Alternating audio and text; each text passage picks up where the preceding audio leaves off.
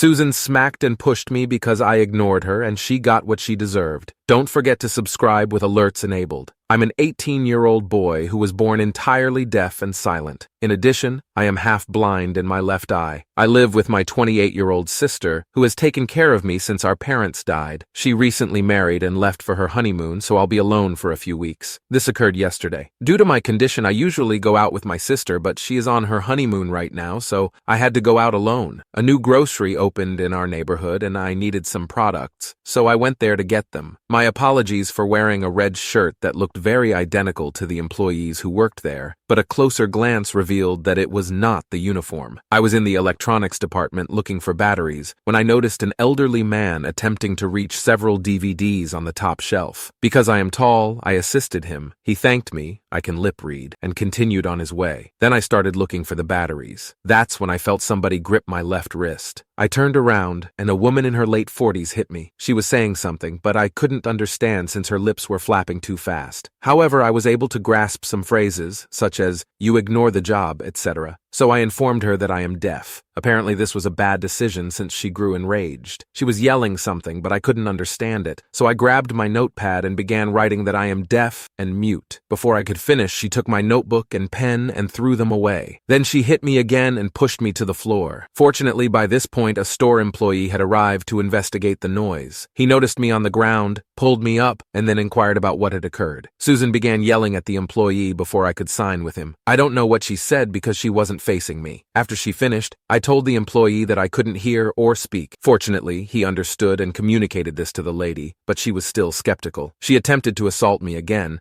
but I moved away. Then I wrote and instructed the employee to contact the cops about her. The employee nodded and contacted the police. Susan attempted to flee, but the security guard captured her. The police arrived in approximately 10 minutes. First, they spoke with the employee, who revealed how Susan assaulted me because she confused me for a store employee. One police officer approached me and asked for my account of events, so I typed it all down and presented it to him. They then went to check the CCTV footage. They returned and asked whether I wanted to press charges. I gladly replied yes. Susan was then handcuffed and given a free ride in the back of a police car. The manager then stated to me that Susan thought I worked there and was upset because I ignored her. She had been standing to my left, so I couldn't see her. The store manager granted me a 50% discount on the items. I texted my sister about what occurred, and she was furious. Oh, did I mention that my sister is a lawyer? She informed me that she would handle the issue herself and ensure that Susan received the maximum amount of time. The court date is around 40 days from now. This story portrays Susan from a very different perspective. I mean, he was utterly taken aback because she was probably yelling at him, and he wasn't even aware of her existence until she physically interacted with him via smack. Obviously, I mean, how can you not recognize sign language when someone begins to use it, especially if they are fluent and well-practiced? It's not like he's just displaying random symbols. This was pretty terrible, and I'm pleased he's actually pushing charges because, as many people have pointed out, the OP doesn't always press charges in these instances. But in this case, his sister is an attorney, so you can't just have people slapping and pushing one another because they believe they're employees. And does the fact that they are employees make it acceptable? Of course not, because her entire reasoning is utterly ludicrous. I thought he was an employee, so therefore he wasn't responding to me, so therefore I acted the way that I did. Nope. That doesn't work. So please tell me what you would do in this case. Susan versus the woman who is my hero. So, for context, I reside in a city that has been named as one of the best places in the United States to retire. So seeing an elderly person ask strangers for little favors is extremely typical. This occurred yesterday. I was shopping at Walmart when a small little old lady, maybe in her 90s, asked me, "Excuse me, could you please grab that bag of flour for me?" I answered, "Sure." I grabbed it and placed it in the kid's seat in front of her cart so the cashier could scan it without lifting it. She thanked me, and we spoke for about 30 seconds. Then behind me, I heard a different woman's voice sounding furious. "Okay, you've spent enough time on her. Where is the coffee creamer?" I turned and shouted, "What?" As soon as I saw her expression, I realized I was going to have a Susan moment, also very frequent in my region. Susan adds, "It's your job to help all of the customers, not just her." The elderly lady says, "He doesn't work here. He's just helping an old lady because his parents raised him right. There was a pause, then the old lady simply turned and went away. In my head, she was striding out into the sunset with a half-finished cigarette in her mouth and pixelated spectacles while the Mandalorian end credits played. I'm not sure if this is a you had to be there moment, but I've been laughing nonstop since. Why would somebody be envious of you for trying to help an elderly person? I mean, everyone will be elderly if they live long enough, so why be so angry about it? I mean, it's not as if Susan, in the circumstances, had asked and been ignored. She just didn't like how this individual was assisting this elderly lady in general. It has nothing to do with the fact that she did not seek help herself. Anyway, I like the dank meme explanation for how the elderly woman walked away. But please tell me what you would do if you were in this circumstance down below. I for not politely requesting my mother-in-law to hand over the baby for feeding. Hello, I'm a new mom who delivered her son 5 weeks ago. My husband's parents have been staying with us, and it has been really overwhelming. My mother-in-law has a history of taking the baby and refusing to return him to me. She would accuse me of purposefully destroying her time with him. My son needs to be fed every 2 hours, and she literally makes me beg her to hand him over so I can feed him. Last night at 10 p.m., my mother-in-law held my son in her arms while sitting on the couch with my husband and his father. I was fatigued. When the baby started wailing, I asked my mother-in-law to hand him over to me so I could nurse him. She declined, so I kept asking. My husband started calling me a whining little girl for complaining that our son is getting love and cuddles and how I'm using feeding as an excuse to keep the baby away from his mother. I ignored him. I told his mother to hand over the infant, but she refused. She thought I should wait a bit longer. At this point, I became angry. My husband agreed to let me take the kid after I politely requested it from his mother. This had me fuming. I sternly told his mother to cease being annoying and pushy and hand him over to me. She glanced at me, astonished and saddened. She handed over the baby and fled inside the guest room, and my husband gave me a glance before following her and staying inside to console her. He entered the room when I was feeding my son and began ranting about how rude I was to speak to his mother in this manner and treat her harshly when all she was doing was loving our son more than I did. I told him that she had been stealing the baby for hours and preventing me from feeding him properly. He stated that, number 1, our son is not an object for me to treat as if I own him. Number 2, his mother was not doing anything wrong. And number 3, I should have asked respectfully instead of to his mother and making her weep. I burst into tears and cried, saying that if his parents stayed here any longer, I would return to my mother's house. He roared back,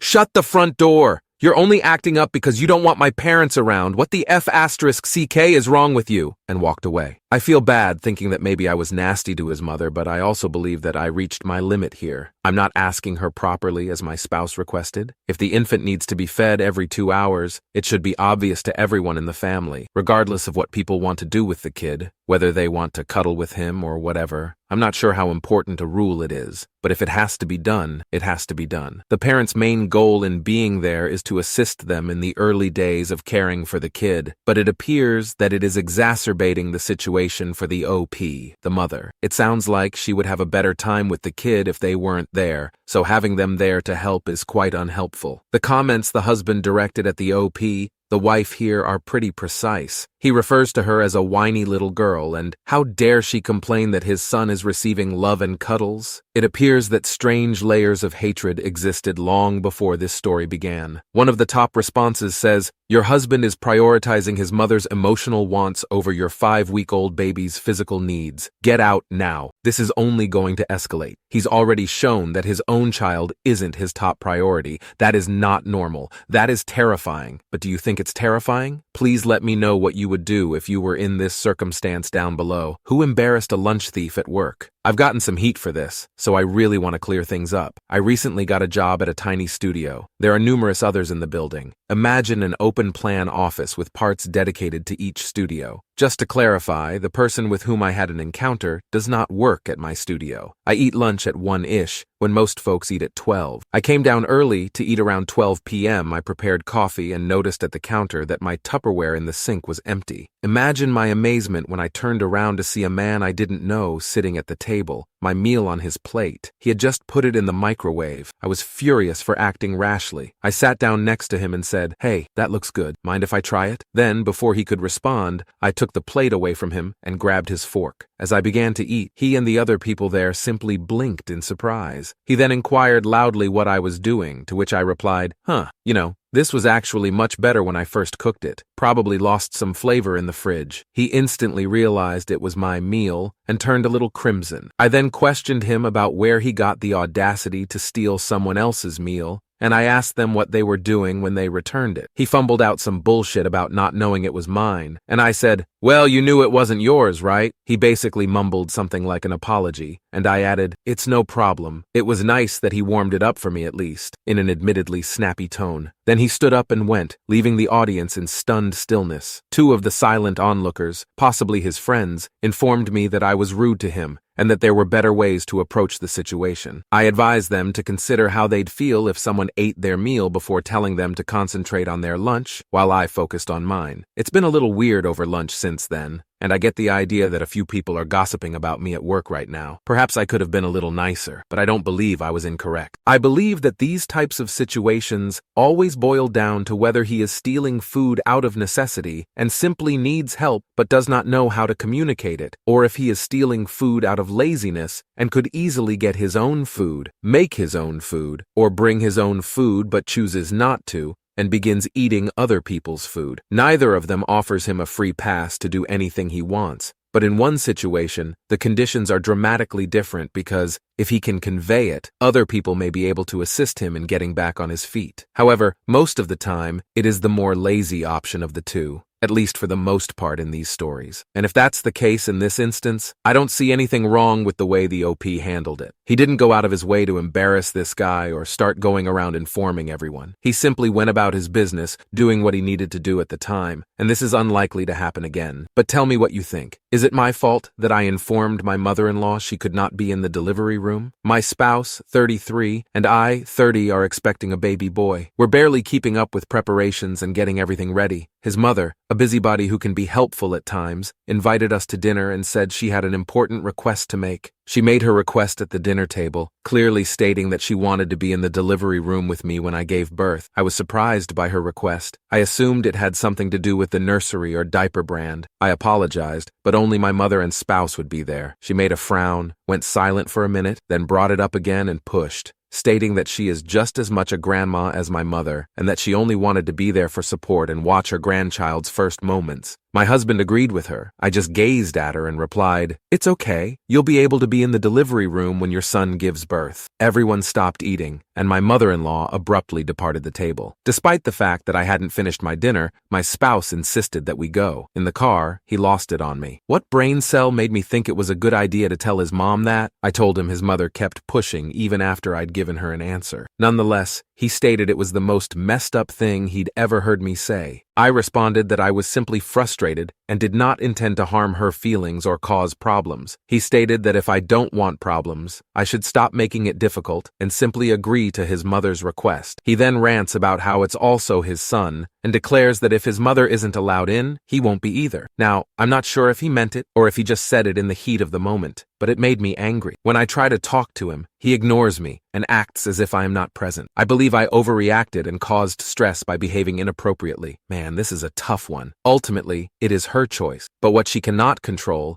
is how others react to her choice. So, how will the mother-in-law treat her from now on? And what has been disclosed about how her husband already treats her as a result of this? The husband is attempting to oddly strong-arm his own wife by stating that if his mother is unable to attend, he will not attend as well, despite the fact that the OP most likely wants the husband to attend their child's birth. Many people have responded to this concept by saying that it is a total deal-breaker for the entire relationship, the entire marriage. Most of the time, the remedy to such situations is divorce, but in this case, many people went straight for it. In fact, some of the top comments said, "The reality is that your mother-in-law just did you a favor here because your husband siding with her is showing issues in your marriage and the difficulties you're going to face when it comes to decisions about your pregnancy or your child. I would tell him that if he doesn't come to the delivery room when I give birth, and if he's not supportive of my decision concerning my body, our marriage will be over. He shouldn't bother coming to the hospital at all because he will have to wait until I go back to my parents' house to meet our son. Go to a lawyer and prepare for a divorce just in case, and try to get an appointment with a therapist to help you through all of it," which was followed up with another one saying,